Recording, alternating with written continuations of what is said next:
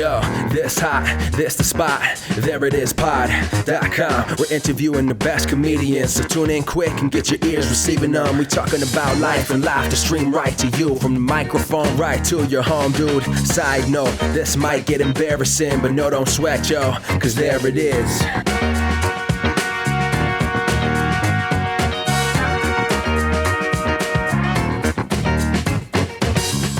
Welcome to the There It Is podcast, the comedy podcast to help you find your inspiration.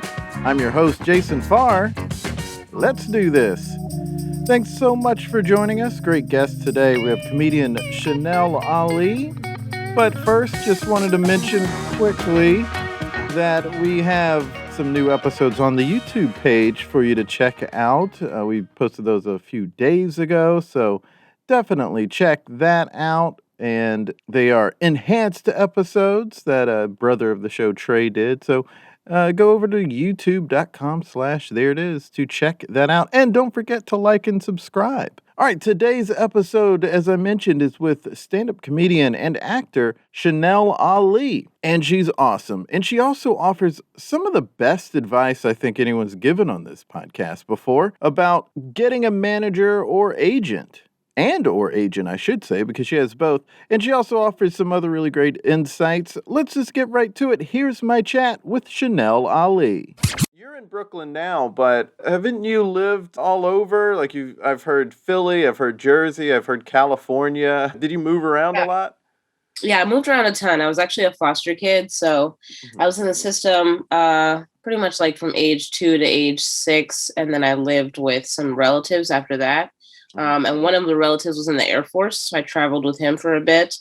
And then I ended up in California, which is where I went to high school. And then eventually I moved back to Philly for college. And so I've lived in Philly the longest. I kind of grew up in that area the most. So Philly feels like home. And I think I just decided, like, when you don't have parents, you could just pick a place and, like, there's no rules, you know? Like, yeah. You know, yeah. Nobody ever asked Cinderella, where are you from? You know? Like, just say whatever. Yeah. But you started your comedy life in Philly. Absolutely. Yeah. I started there. I went to my first open mic there, and I was there for like 2.5 years of my early career before I started to feel like there was a bit of a ceiling and I didn't want to touch it. So I sold everything and got on a megabus and moved to New York City. Oh, wow. Yeah, and you sold everything, so that's how you raise money to travel, I guess, and have a place to stay for a little bit in New York? Yeah, absolutely. I actually, I did it because I got some incredible advice from Chris Cotton, who is a Philadelphia comedian who's been on Comedy Central and a lot of things. Unfortunately, he passed away a few years ago. But I was telling him, I remember at a bar in Philly, like, yeah, I'm planning on moving to New York City, and I think I'm going to get an apartment in Jersey that's cheaper and like bring my apartment and commute over the bridge every day. And I remember him saying, that's dumb. You don't need any of that stuff. And I was like, no, I need my sofa. It's a sectional and I bought it and I need it. And he was like, you don't need any of that. And it's only going to weigh you down and slow you down and stress you out. Why don't you sell everything? And I just thought he was so crazy, but, you know, it was really good advice. And it was really hard to sell everything. I felt very emotional as people were coming to get the things. But if I could go back in time, I would do it that exact same way again. Oh, cool. It is good advice because I moved up here. When my girlfriend and I moved up, we didn't sell everything, but we didn't bring everything either. We just weren't going to have the space because we were going to be subleasing. So it is easier to have as little as possible when you come up here and then just land in a place. Yeah, and I literally moved into an Airbnb. Like, I just paid it up for like 2 weeks. And then when I got there, I just kind of negotiated with the lady off of Airbnb and being like, let's just do it, you and me, and I'll pay you and you'll get to keep more of the money. And she was like, I love money. So, you know, she was really down to do it. And that helped me just kind of buy time to decide where I needed to be, like what part of the city I needed to be in, what scene was really, drawing me in the most. And around that time, Hannibal Buress was hosting the Knitting Factory in Brooklyn, which was like a very big show there. Mm-hmm. And I went there one night and like saw incredible comedians. Robin Williams stopped in one night. Wow. And it was just like such a Renaissance energy that I hadn't ever experienced outside of like a very brick and mortar comedy club. I was like, man, this independent show is like really pushing the boundary of comedy out here and attracting huge names. And so that really sold me on Brooklyn. And that's why I just tried to throw myself right in the middle of that scene. Oh, very cool. When you started comedy in Philly, were you in college at the time or had you just graduated? I had just graduated and I always knew that I was a comedian. I remember first having that fully formed thought when I was 7. But I just, didn't say it out loud for 20 years because it sounded crazy. And being a foster kid, I felt a lot of pressure to go to college and get a good job and like just like beat all these statistics that I felt like people were always telling me about. So I just didn't allow myself to even dream like that. And then I got out of college, tried it once, and then went through that whole like spiritual journey of like, I don't know, having like a quarter life crisis where you're trying to decide like, what is happiness? What am I supposed to be? What am I working towards? I'm going to wake up every day and have to look at my life choices. Am I going to be honest about what I want? And for me, it was like, you already know that you are that. It's not even a question for you. You know that inside. So are you willing to suppress it and go do something else? Because I was good at everything. I was good at every job. I was great at school. I could put my mind to anything, but it was like, man, you will have to also lie to yourself to do that other thing. So let's try not lying for a little while and see what happens. So I just committed to 6 months to a year of being fully honest about, I just want to do comedy. And, things started to pay off and I'm really happy I took that leap. That's dope. You mentioned feeling like it was silly to think you could do comedy, even though you knew since you were 7 and you had a lot of people telling you. You probably, being a foster kid, you did have a ton of people telling you that. There's family, and then there are the foster parents, however many you had, and then like whoever in the system who was like a caseworker or somebody. I specifically remember our social worker being like, and I remember her or feeling like she was trying to come from a place of love, really. Yeah. And her saying like, in your situation, when you graduate high school, you just should go into the military. Just like go into the military, let them pay for your college, get a job, whatever. Like this is going to be a way for you to have, some type of support because you're going to just be out here. And I just remember thinking like, yeah, I'm going to be so much more successful at life than you. And that's a shame that you have all this education and these degrees and you're trying to tell me what I should do. And I already know I'm absolutely going to be better at life than you are. Yeah.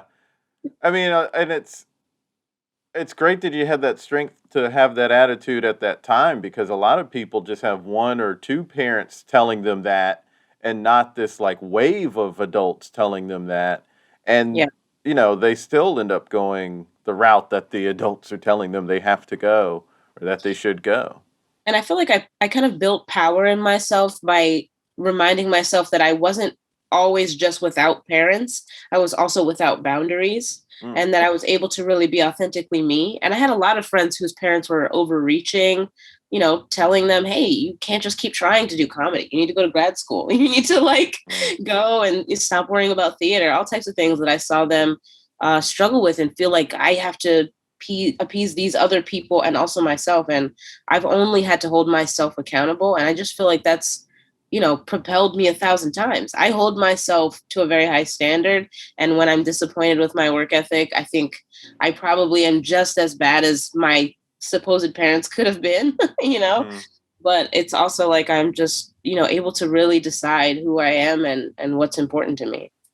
I'm really interested in what you're saying about not wanting to lie to yourself and not living this, not doing the regular 9-to-5 job because you can and that's what everyone said and like plan A and just lie to yourself. I used to judge people who would say like, I'm an artist. I can't just, have a job. I have to create and feel. I used to be like, yeah, bro, like you do too much drugs. Like, I don't know. This is how society works, man. Like wake up, like I really used to feel like that. And then I went to college and I had a job and I was a paralegal and I had, a good amount of prestige for doing good work. And I just hated it. I just hated feeling very unfulfilled. And I hated knowing that I was not being my truest self because my truest self was already very sure that I was a comedian. I had tried comedy at least a few times, I knew that that was it, even though I hadn't, exploded. And it was just like, man, if you've already tasted it and then every single day you wake up and keep trying to be a lawyer or a paralegal or whatever, it's furthering a lie. It is. And I used to convince myself like, well, maybe I'll go to law school and then become a lawyer and then I'll try comedy. And then the smart person in me would say, when has that ever happened? We can't all be this one talk show host who did it. Two stories and that's it. Yeah. I mean, everyone else. If anything, you ask those guys and they say, I probably did it backwards. I probably should have focused on this thing I really wanted. And then maybe later in life, like, school's not going anywhere. So I had to really have some scary conversations with myself.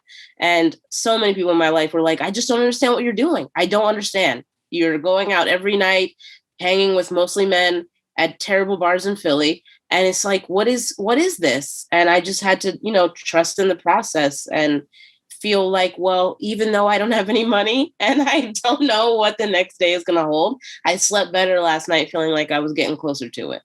Yeah. Yeah, it's tough to do something that doesn't feel natural to you, even if you're good at it. You feel like this isn't who you are and this isn't who you want to be. And so trying to go that route, even though it's quote unquote safe, can be a really energy sucking experience or even soul crushing if you're working at a place that has a bad work environment. So you're not only lying to yourself to get up to go there and work, but then you have to endure a horrible work environment. I mean, that's got to be terrible for people. It really just taught me about like recognizing when you feel a shift in your motivation.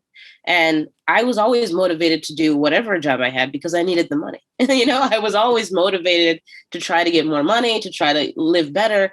But comedy, I was motivated by a couple more minutes of stage time. I would walk 30 minutes to an open mic to save, a SEPTA token because I was that motivated to get on stage. And I just, once I recognized that within myself, I was like, well, keep moving this way. Keep, shifting all of your energy to focus on this thing because it's feeding you. It's making you feel right. And, I really just accredit that to like just having a hard life, just being like, I've already climbed this crazy mountain of trying to be an exemplary foster kid who goes to college and successfully becomes an adult. That's so rough. That was so hard. So now if the battle is I have to pick my dream and work on it, that sounds way easier. So to me, it was like, you deserve that. You went through that shit. You deserve to wake up every day and focus on the thing that makes you feel good. And also, I'm not hurting anybody. That's the argument I used to always give people. I'm just making people laugh. I know people who do way worse things and make great money. Yeah. Like the people that were skeptical about what I was doing, that's how I would always calm them down. Like when you really break it down, all I'm doing is making people giggle. Can't be that bad. It can't be. That's a really good way to put it. I'm just making people giggle. No, I love that. Yeah, and when you are going through the early years of your career and you're pursuing this, and you are sleeping better at night because of it, but it's, I guess, still a grind. And if you're still, starting out, it's always like a tough process. How did that experience help or hurt you finding your own voice as a comedian? I think it helped a ton. I mean, before I moved to New York City, I thought that I had a pretty solid voice in comedy. And I thought, I've got like 20 minutes of material that I've been shopping around. I've done a couple festivals. I think I kind of know what I'm starting to talk about. I did not know a damn thing. I got to New York and sat in front of people who read the newspaper every day and know everything about what's happening in the entire world. And they looked at me like, yeah, I knew exactly where you were going with that joke. You haven't pushed me at all. Nobody in here is impressed about your Philly quips, like you're going to have to bring some real comedy or you're going to have to really expose yourself. And I think that's what New York kind of forces you to do. You have to you strip down in front of crowds and let them know what you're actively going through, what you think they're going through. You have to talk about lessons you've learned. You have to, be intellectually sound and offer a good argument that people don't hear every day, So as an artist, I also just think sometimes being hungry just forces you to be unapologetically yourself on stage, because I've given everything. I spent my last $2 to get here. You guys are going to let me empty my brain because this is all I have, So yeah, I think it's part of being an artist. I watched a lot of documentaries about New York City artists before I moved there. One in particular about Basquiat, the painter, and just him talking about just having no money and walking around the streets and making something to paint on a wall and just signing it and building this buzz, this super natural, very gritty way. And you were totally broke, right? Yeah, I was living, from place to place. Yeah, place to place. You just end up surviving when you have to, I guess. Used to look for money at the Mud Club on the floor. Really? With Hal Ludiker. Used to find it too. Panhandling. Drinking wine with winos. We didn't really have a place to live, so if you wanted to create something, you put it outside in the wall, right? Jean-Michel was going to make things happen in the creative space by any means necessary. And it just made me feel okay with the moments where I didn't have anything, because it made me feel like I was working towards something.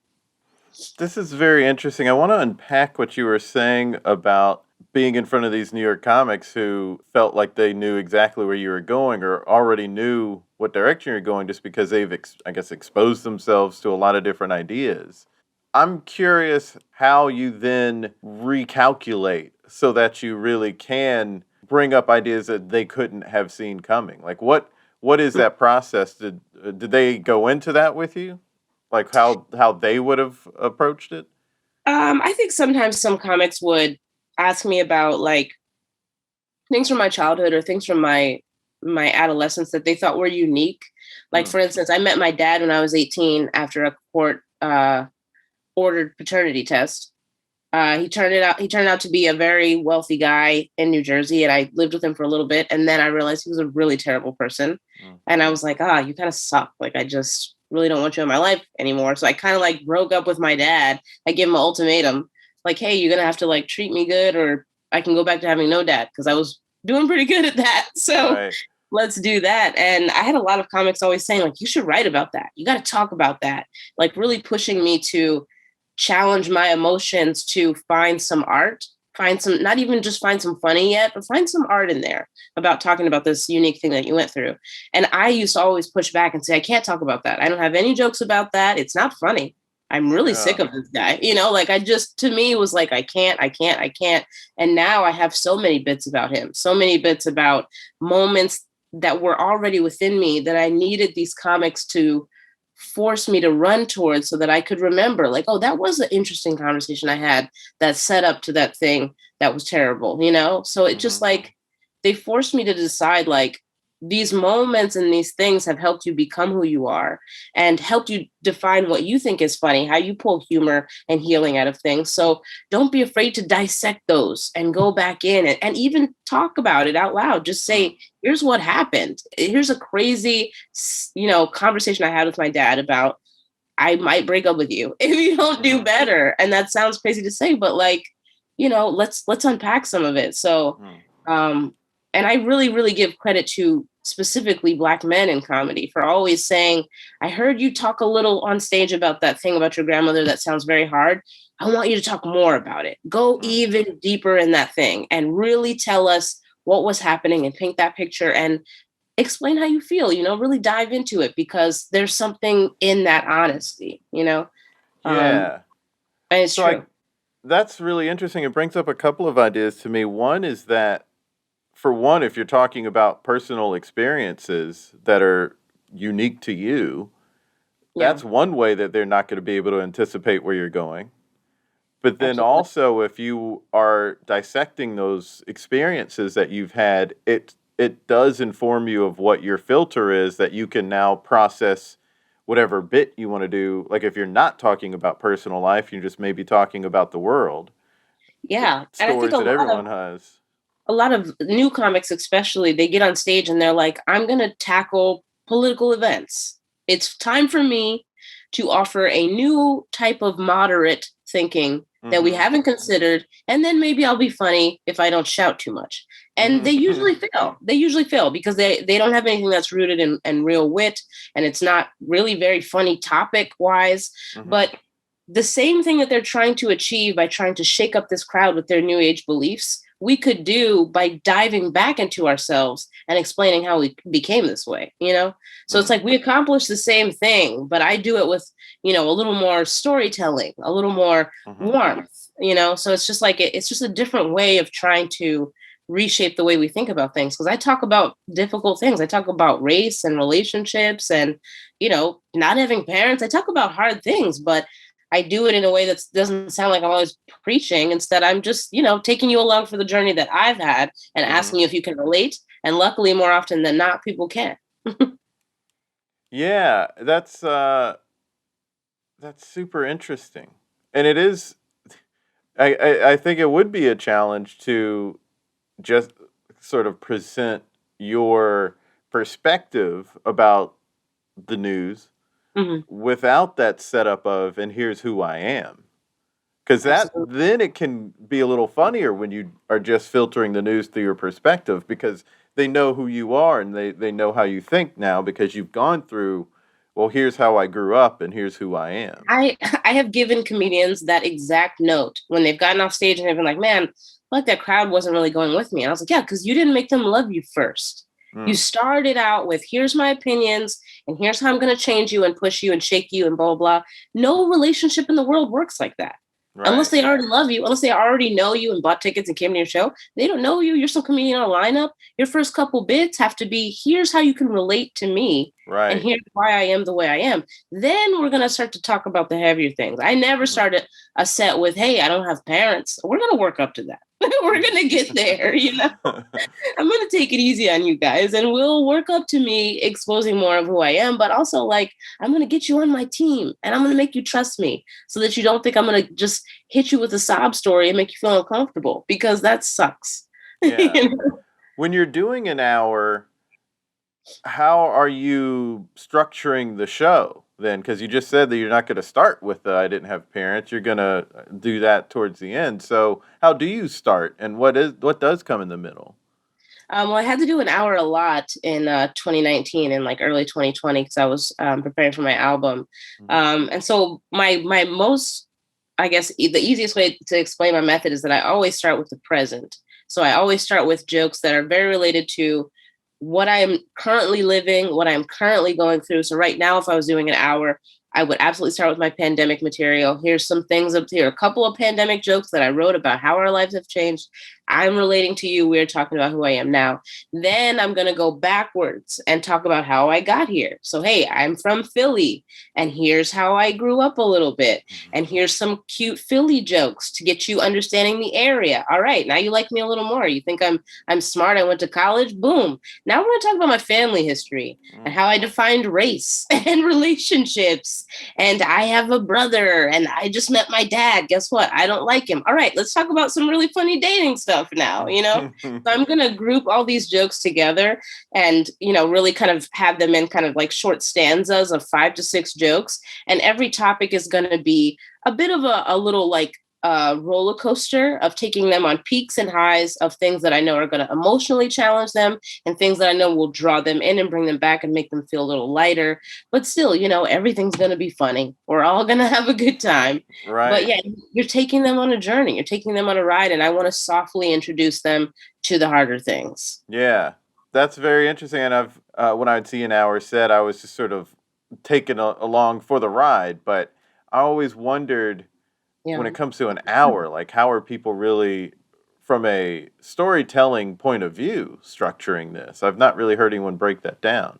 Yeah, and when I was preparing for to shoot my album, we had 2 shows, an early show and a late show. I was able to do a little over an hour on every show, and I had been doing so many headlining gigs for months prior to that, just not even coming out with a set list, just getting out there and talking and deciding like, what are my favorite bits? What do I want to talk about? And so that day in the green room, I wrote out my set list, which was just like, I don't know, probably 5 stanzas of jokes, of like group jokes. And I wrote them down. It was a very long page at that point, like, cause some of them have like longer names. And then I came out on stage and I set it on the stool and I looked at the crowd and I never looked at the paper. And I just did this hour. And I remember so many people saying, we can't believe you didn't look at that paper. We all saw that it had the list and the order and everything. And you put it down and you did it. And they were like, and was it perfect? And I was like, I said 2 words in it that I remember I didn't want to say, that I accidentally stumbled a little or just like mentally went to another place. But other than that, no, because I do feel like comedy is minutes, it's preparation. And then when you are super prepared and that opportunity comes, all of those skills start to snap into place and you just either ride that wave or you weren't prepared. It just feels like either or, you know?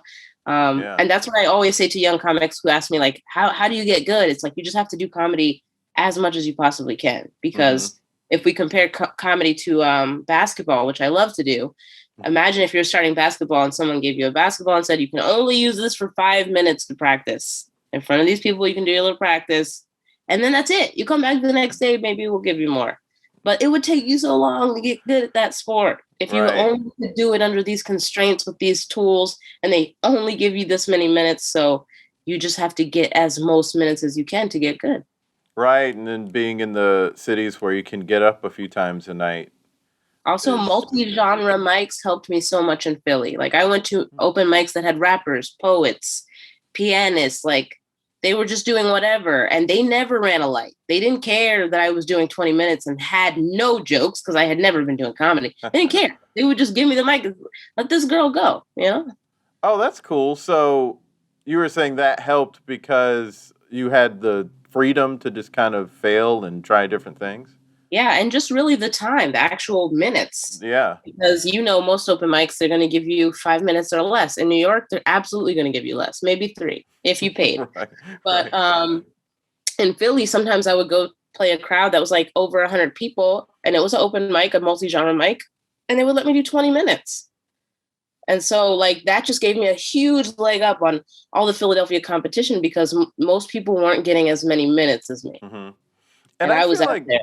I feel like the crowds at a multi-genre open mic are just so game for whatever is coming up on stage. You don't have any expectations. So when a stand-up comes up after a poet or after a musician, they're just like, hey, this is cool. This is something else. They're so welcoming to the energy. They're not exhausted from seeing 10 comedians, 4 of them with the same premises. Yep. Yeah, it's a very different vibe, but it's like, it helps you find out where the good is. Let's get through some of this, because obviously some of it's not going to work, but it helps you sort it out for sure. Oh yeah, that's there should be more multi-genre open mics. Yeah, totally. One of the things I really like about your comedy is your vibe on stage. It's a perfect vibe for someone who's going to make me giggle, you know, like it's, Absolutely. I see that. Yeah. And I always actually say that with my manager. I'm like, it's hard to be in entertainment and like be a really nice person. It's really unique when you walk into a room and you're like filled with happy thoughts and you can tell that everybody else there is like, I just care about money. Did that develop over time, or was that something that sort of you were able to let just come natural for you? I think it developed over time, but I think I have always been, my boyfriend says pleasant, which I don't really like so much. Sometimes, I remember when we first started dating, he used to always say that about me. He'd say, you know what I love about you? You're just so pleasant. And I was like, you just wait. You just wait. When I show you that I'm not feeling happy today, you're going to be feeling differently, you know?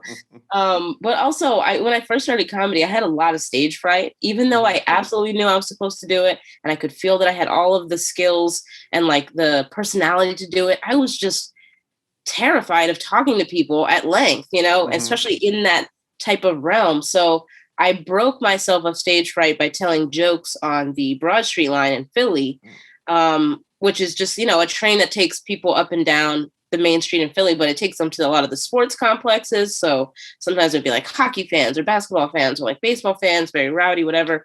And I would get on the train and I would have like 2 marks, like 2 friends that didn't look like they were really with me or talking to me, and they would sit down. And then I would just get up in the car and I'd say, hey, you guys like comedy? Well, I'm about to do it. Here it comes, you know? And I would just start telling my jokes. And, you know, some people didn't like it. They wanted me to shut up. And some people did like it and were very encouraging. But it helped me very quick decide, like, what are the words that you absolutely need to say, and what are these extra words that you're filling in. This, I literally call it fat. You need to trim this fat. And it helped me recognize that I was getting nervous because I wasn't communicating in the most efficient way. I was saying all this extra stuff, and I wasn't able to really be myself because I was thinking too much about the words. And it's like, I know how I communicate with a person. I know how engaged they can get, how I have inflection in my voice, how I bring them down and speak softly. I know how I do that. And I know that that's very engaging. And that's what makes me, you know, a very great storyteller. So I had to like break myself of that stage fright so that I really could be myself on stage. And I still think I put on a little bit on stage. Not a lot. Yeah. My regular personality is pretty close, but I rep it up just a little bit, you know? Yeah, and you have to exaggerate it a little bit on stage. It's energy. You got to get people to match you. Right, absolutely. Yeah, how do you do that? Is it just coming out automatically with that energy that you're talking about? Yeah. Sometimes I'm also very particular about like lighting. I'll tell somebody that, hey, I want you to change the lighting in here, especially now that I'm a headliner and I can like make more requests. I call it going Beyonce mode whenever I need to get smart with someone and tell them, hey, change this around because this show is setting us up to fail. So I care a lot about intro music. I care a lot about it being upbeat and setting that tone. And I start every single set by saying, hey, guys, and I wait a little bit. And a lot of people will say, hey, back, or they think that I'm really talking to them. I'm not talking to them. I am doing a mic check in the mic to see if I can hear my voice hit that back wall and see if it reaches everybody. And now I know how loud I need to talk from here on out to make sure that everybody can hear me. Everybody's on the same page, you know. So I always set myself up in those ways. I also don't sit down on stage. I just don't do that. I want to keep my energy up. I like to move around, challenge them to watch me. I'm telling jokes over here. Now I'm telling jokes over here. So you got to come over here, you know? Oh, that's cool. And that's a really good idea to just say, hey, guys, or hey, or yo, you know, because a lot of comics I've noticed do that. And you'll hear a lot of people say, like, don't say how are you and things like that because it can slow that momentum down and it gets a response. It's asking them a question. It's also like the way you say it, too, because sometimes I'll say it like, hey, guys, and then I'm up. And it doesn't really matter if you guys aren't up here yet. We're all about to get up here. So get ready, you know? So I really say it with confidence. Like, I don't care if you don't say it back. Most of the time they do. Because they're like, oh, she's talking to us. Oh, shit. Right. Well, it gets there. It snaps them to attention that you are up there. But then also, you're not there to listen to them. You're there to hear if the mics working appropriately and the amps are working and speakers are working right. Right. I'm making sure all my stuff's ready. So you more regularly play or most regularly do Caroline's and New York Comedy Club? Yeah, definitely New York Comedy Club the most during the pandemic I've done because they've had a rooftop show that's been really dope. They've been like very safe about every comedian gets their own mic and they temperature check people. Oh, cool. But definitely over the pandemic, I haven't been doing as many clubs. I've been a lot more rooftops, online shows. I've shot a few commercials. I filmed a couple TV shows. Maybe he liked you. No. I even auditioned for SNL virtually over the pandemic. Cool. How did that work? Oh man, it was so crazy. The craziest experience of my life. It was my first time ever getting an audition. And so the first round was just, I needed to pre-tape 5 minutes of characters, just any characters that I had. So I just made up some ones from like that week's news cycle that I thought we could make fun of. And then the next round was impressions. So we had to do impressions of just our favorite whoever's. I did some Steve Martin. I really like him. You have a Steve Martin impression? Yeah, I play the violin, so I pretended it was a banjo, and I did his late night set that he used to do with the banjo, where he doesn't really play a song; he just tells jokes. One other question before we start: how many people do not enjoy raising their hand? I recorded an album a couple of months ago, and 2 days from tonight, this coming Thursday, we're going to erase it. So, it's going to be erased. All right, here we go. You have to forgive me because It was my old girlfriend's favorite joke, and we were together about 3 years, and I'd come home and tell it to her, and she'd laugh. I guess I kind of blame myself for her death. I shot her. And I just always liked his timing. He's just such a weirdo. I just love. And then the last round was just stand up. But every round was just like silence. If they were on Zoom, they were muted. Their cameras were off. I didn't hear them. You don't know if people are laughing. You don't know. Mm-hmm. And you just say it. But I made it to the last round, and I'm really proud of that. And that's awesome. Yeah, a lot of people have to audition more than once. So I hope and who knows what it'll lead to later, because Amber Ruffin auditioned for SNL, and then because of how she came across during those auditions, though she didn't get on SNL, she was writing at Late Night with Seth Meyers, and now she has her own show and also is still at Late Night. So, all those failures on the way up, I think help to other things, especially. Yeah, you're getting, the whole thing is getting in front of people, right? So if you're getting in front of SNL people, those writers, especially nowadays, they have so many projects outside of that show that they can say like, oh, Chanel Ali, she was really... Yeah, that actually happened. I filmed, 2 days ago, I filmed a show for HBO Max called Pause with Sam J, who's one of the writers for SNL. Right. So she tapped me and said, hey, we're filming the show and it's unscripted. So we're just going to be funny talking about, current things. And we went and filmed it, and I feel like it's going to be great. That's awesome. And it just seemed like I was already in that conversation already. So it was easy for them to just, let's get Chanel on this. Good for you. Yeah, it's pretty dope.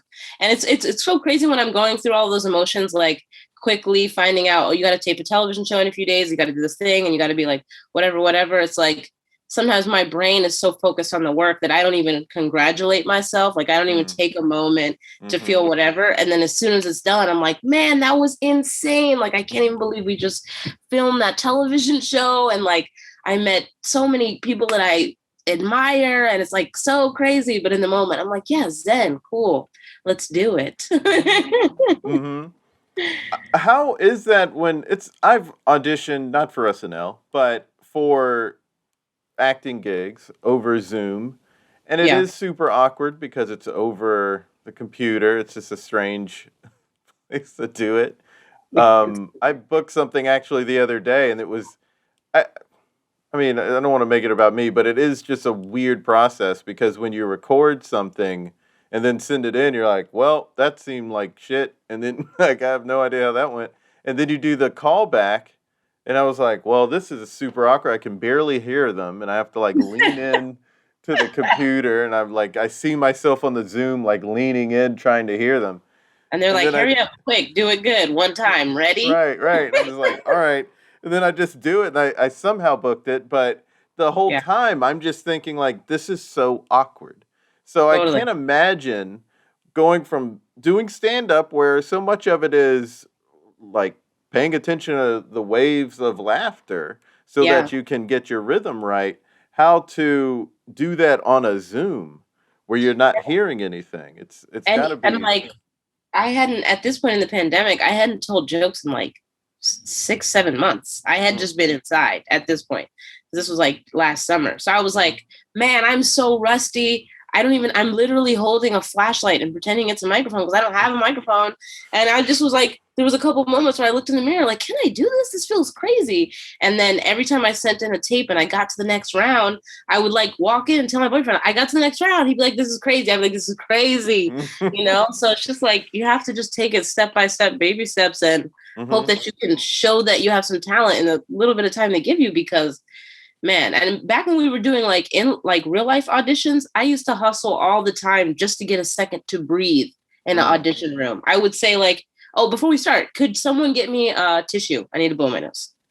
I didn't need to blow my nose. My nose was fine. I knew that there's no box of tissues in here, and that it's their office, so they got to go get it. So you go get it. I'm going to sit here and look at these lines a second. Take a breath. My God, wow. like I used to hustle just so I felt like I could get a chance, because sometimes they would come in and they'd be like, here, read this whole thing. You've never seen it before in your life. Read this whole thing. So these very complicated car terms about oil changes and car part, and be witty and funny and like loose and natural. Ready? Yeah, I've been in a few of those too, and it's super awkward.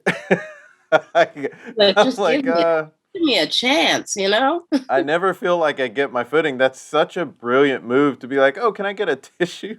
I'll say anything, especially if I feel like I literally, because sometimes in New York City, you've climbed 10 flights of stairs to get to this audition. Right. And like, you walk in, they're like, Chanel? And you're like, yes, ready, let's go. So. Yeah, no, it's like, it's the whole, I kind of hope that industry does move to doing more at-home stuff, even though I was just knocking how weird it is, because I don't want to do I'll come in for a callback, and I would prefer to come in for a callback. I don't want to have to go in for the first audition. No. And that's also, I think they get us at our best when we're able to like have as much time as we possibly need to get ready. Yeah, absolutely. And it's just like, there is that oh, I gotta hop on the train for 40 minutes and then find this place I've never been, and then I gotta go up to the 10th floor, and I'll just sit in this room, and like it's like an hour here that I've been just making it here, and then I'm gonna be in that room for 2 minutes tops. Yeah, maybe less even if I don't do. Yeah, it's always when you don't do well, and they're like, "Thank you." Or would they ask you to like do it? Right.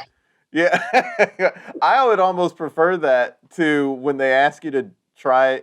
They keep asking you to redo the thing, and you're like, "Dude, you've gotten several takes."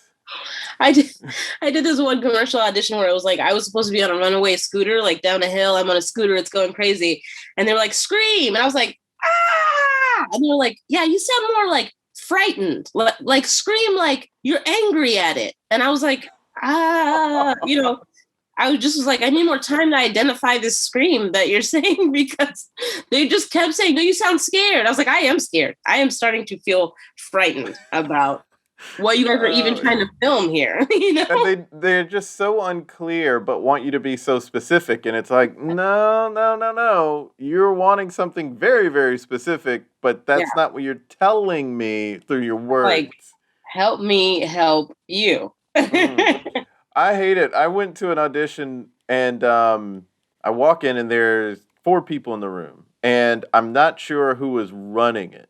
And the first person who brought me in gave me the rundown of what I'd be doing. So I did that. And then a second person's like, "Hey, can you do it like this?" And he had me do it a couple times that way. And he like side noting me and stuff. And then the third guy is like, everyone was sort of like, okay, we got it. But then the third guy's like, can you kind of do it like this? And I was just thinking, you mean like the last guy said? Like, so you do it again? You're like, at some point they just get you in your head. Yeah, just and you start asking the same thing. They start to make you question what certain words mean. Like, what does louder mean?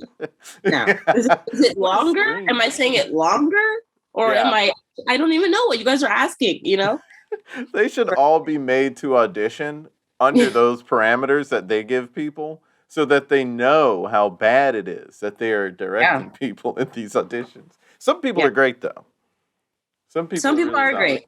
Some people are great, and they have like the first time I ever did a Dunkin' Donuts commercial audition, I booked it, and it was me and another girl, and we had to fit all of the copy into like 7 seconds. Ooh. Very quick thing.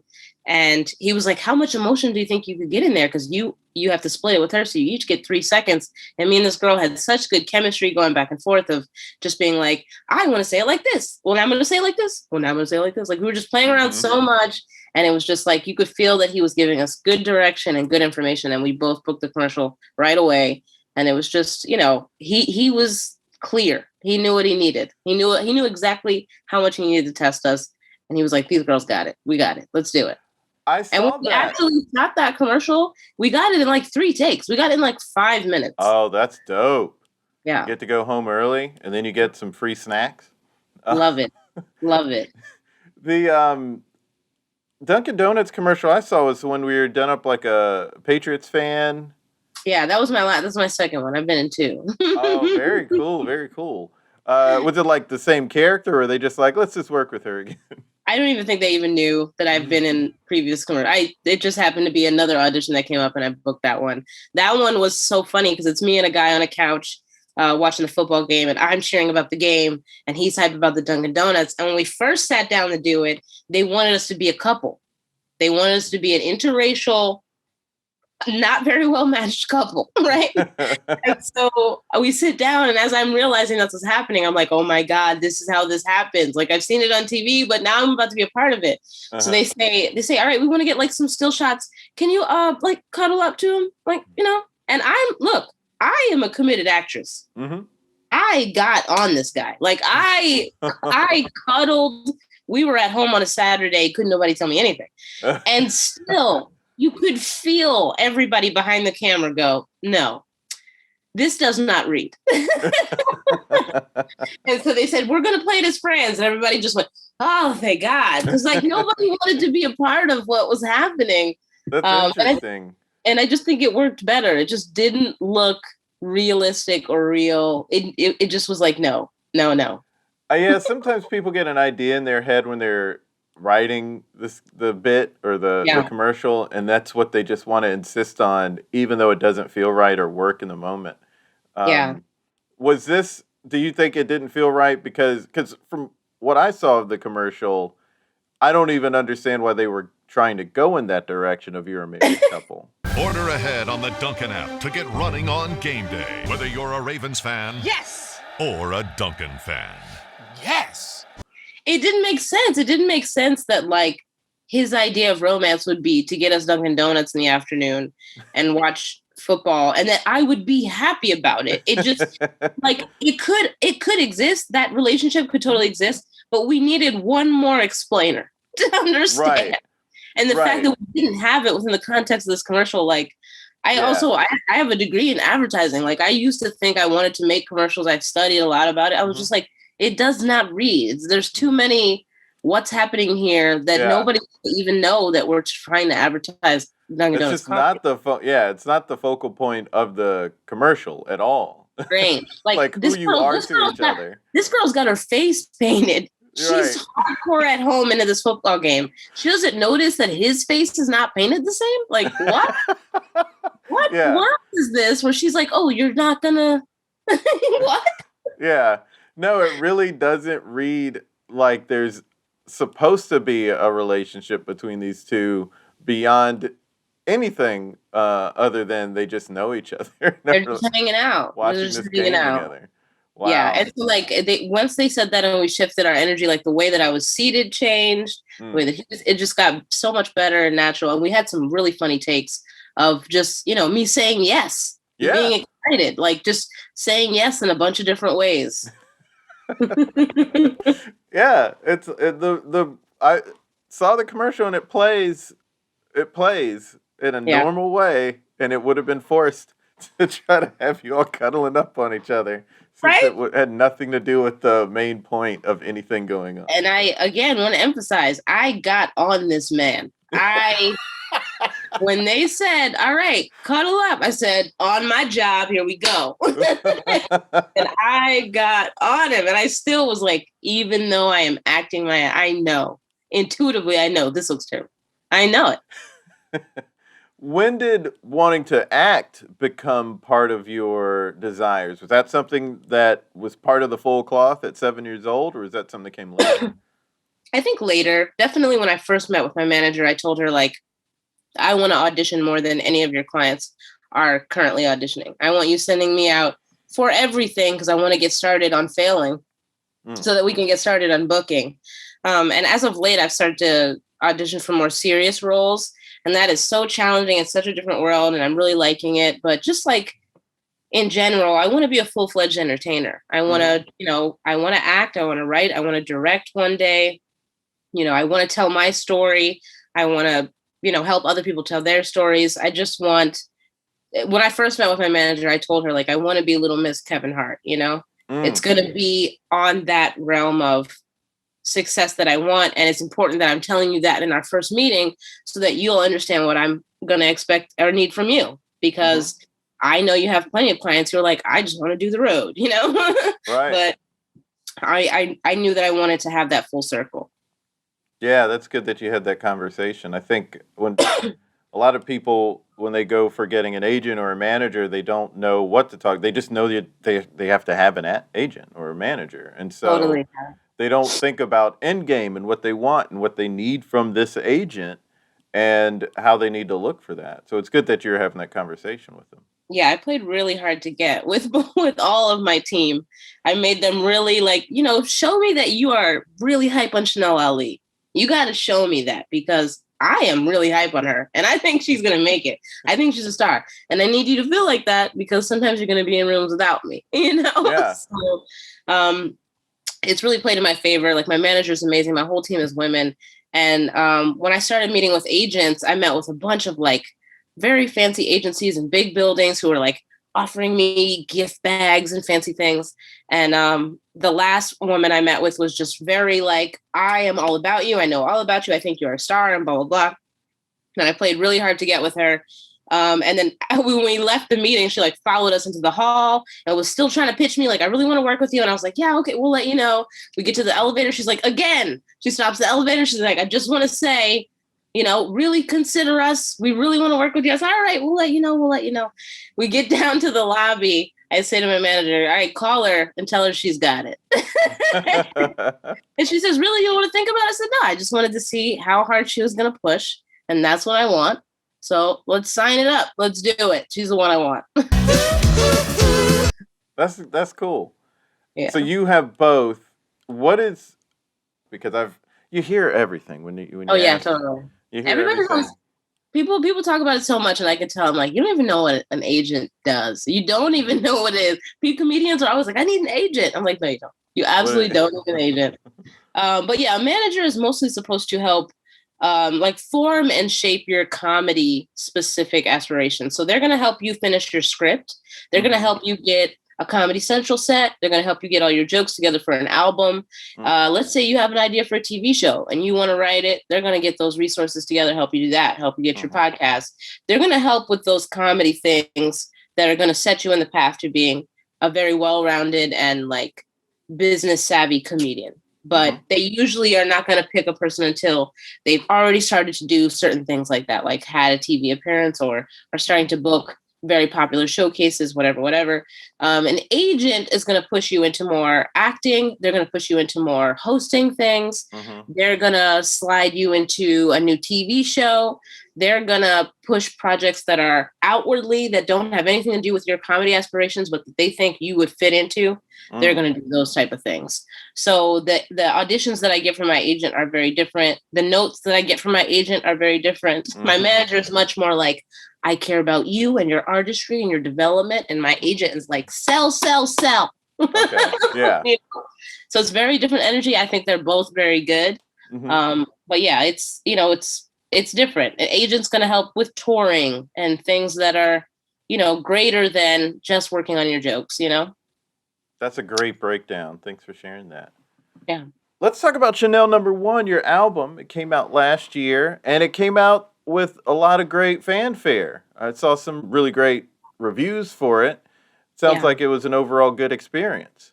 It was, yeah. It was definitely a labor of love. And I think putting out an album during a pandemic / civil rights movement wasn't my plan originally. But I think my curly hair made it, apt. So it was a good time for me. And I'm so proud of it. And I can't tell you how many people just, walk up to me. Also, it's gotten really popular on TikTok. A lot of kids on TikTok have found it. And they've made videos just like mouthing the words to some of my jokes. I remember the day my mom told me she was going to have another kid. She walked up to me. She rubbed her belly. She said, what do you want me to have? I said, holy shit, I know that's how this works. And man, that just literally made me cry so many times seeing this video, seeing these kids, especially these little Black girls just in the mirror doing my stand-up and killing it. It fed me 10,000 times. I can't even explain it. Also, when it charted, I remember the day that it came out, I beat out Weird Al. I think he also had a release. Wow. I think I beat him out. And for 12-year-old Chanel, that's crazy to believe. Yeah. Well, that's really cool. With that album, I mean, you're about a year out from that release, right? Yeah. What is next after getting an album? Is it let's do another album, or is it like once we get back to normal life, is it going to be focusing on touring or something else? Well, right now, according to my manager, she really wants me to focus on Netflix, maybe getting a Netflix special. Obviously, I can't do any of the material that was on the album, so right now she's focused on keeping me busy and joking so that I'm building up a good 15, 20 that we can pitch to Netflix. Just because every year they have a couple of comedians that they give new specials to. And it feels like I'm getting close to that realm where, I already have a Comedy Central set and an album. Hey, maybe you could trust me on Netflix. Let's get crazy. Let's get crazy. But yeah, I'm really focused on acting. I like doing voiceover. I did some voiceover in 2019. I want to do much, much more of that. And touring in 2020, I was supposed to go to Australia and do the Melbourne Comedy Festival. Unfortunately, the pandemic canceled that, but I am so eager to get back on the road and just be out there touring. I can't wait to just joke with people and, feel safe and feel like we're doing it in a responsible way. So yeah, I'm happy to be vaxxed and ready to go. Yeah, we're so close. Yeah, we're so close. Well, I can't believe it. We're already at the end of the episode. I don't know how that happened so fast. This has been a great talk. We did it. Let's create something together. I feel like we talked a good bit about, in regards especially to the difference between an agent and a manager. What are ways, maybe this is the direction we could go for creating something together. What are the ways that someone can prepare themselves to get that sort of representation, to build themselves up to where they can earn that or achieve that? I always say that you have to put your mindset into that of what you seek. So when I wanted a manager, I thought to myself, well, if I was a manager and I was looking for new clients, where would I go? Well, based on New York, I know that I wouldn't go to the comedy clubs because most of those comedians have managers or agents or are just doing their own thing and they're booked enough that they're, they don't really need to be broken onto the scene.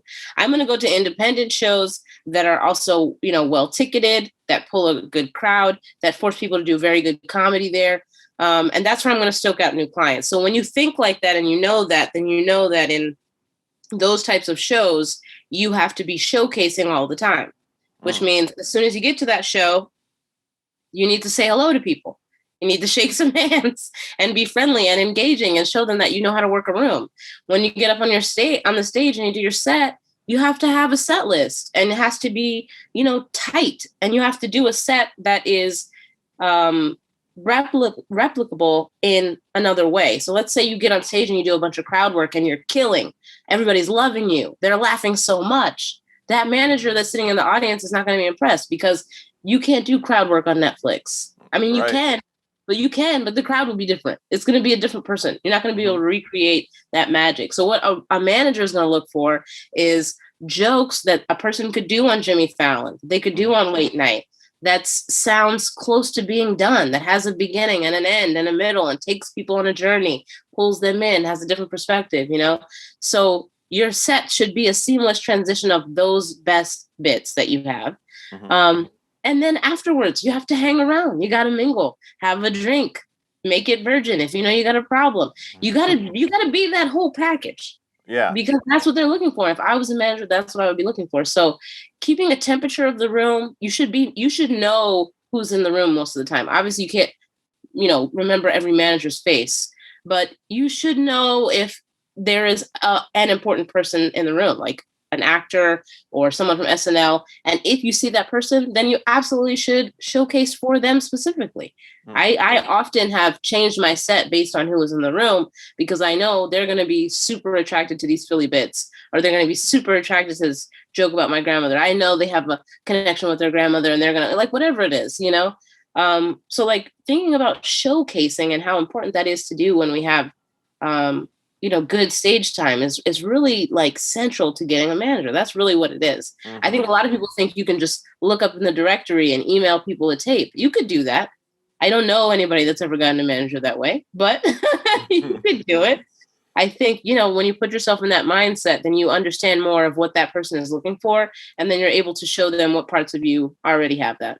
Right. And you were mentioning being able to work the room and be that full package. I assume that's because if you want to make it in the industry, you have to be able to pitch and you have to be able to sell to a certain degree. I mean, if you're in certain avenues of the industry, you have to be able to go to those parties and like sort of talk up stuff. The first big industry meeting I ever had was before I had a manager. It was with the True TV. And they had just saw me. One of their producers had saw me at a show in Brooklyn. And she came in and was like, hey, we just want to talk to you. We want to see what you've been working on. And that's it. We came into this room and they said, what have you been working on? And they listened. And I thought in my head, okay, well, if I was them, what they're trying to do is find out what ideas do I already have that they could grab and make into a bigger thing. So I just started saying them. Well, I have an idea for a show where girls only prank guys and we do it on the street and it's all things that are based on strength. Like I lift up something really heavy and then I ask a guy to lift it and he can't because we've magnetized it. And now me and him have an awkward these are ideas I have. And every time I pitch them and just gave them a crazy idea, I watch them say, oh, and write it down because they're interested and they want to know what are comedians thinking? We are magic. What can we create? So in those meetings, you got to be able to sell yourself. You got to be able to sell something that you can already see that's never been made. You don't have any sketches. And that's a skill that you can see in a room when somebody is working it. And it's work. I don't want anybody to hear this and think, man, I love pitching. I just love telling people my ideas and knowing that they don't get it. I just love it. No, it's terrible. There are plenty of times when I work a room in comedy and I'm hating it, and I'm killing it. I'm the life of the party. But it's part of this. It's part of this thing that we have to do. Yeah. Well, there it is. Thanks so much for being on the podcast, Chanel. Thanks for having me. Really great having her on. I hope you enjoyed that. And you can follow her on social media on Twitter at Chanel__Ali and on Instagram at Chanel Ali. You can also listen to her new album, Chanel No. 1. It's on several things you can listen to albums on. Pandora, Amazon Music, Spotify, Apple Music, iTunes Store. You can download it from there. Why are those two different things? Deezer, Google Play, Napster, SoundCloud. Go check that out. Of course, we have links in bio to that. And also, don't forget to follow us on Twitter, Instagram, and Facebook at There It Is Pod. And follow me on Twitter at JasonFarJokes and Instagram at JasonFarPics. And go to thereitispod.com to find out more about the podcast. Until next time, be good to each other. The music for the theme song was created by Neil Brooks. The rap was written and performed by Nick Acevedo. The logo for There It Is was created by Jeff Prater. The There It Is podcast is produced by Jason Farr.